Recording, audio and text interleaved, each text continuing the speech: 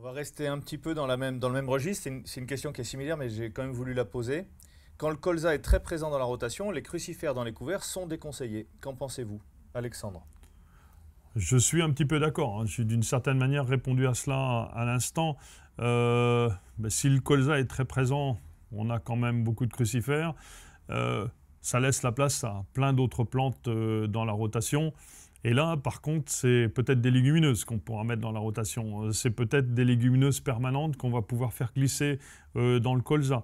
Donc, encore une fois, les couverts sont là pour compenser le manque de diversité que vous avez dans votre rotation. Amplifiez pas les choses, mais soyez pas non plus stressé parce que vous avez une crucifère dans votre rotation, vous n'allez plus mettre de crucifère dans vos couverts. C'est pas parce que vous avez une composée dans votre rotation que vous n'allez plus mettre de composée. C'est pas parce que vous avez une graminée dans votre rotation que vous n'allez plus mettre de graminée dans vos couverts.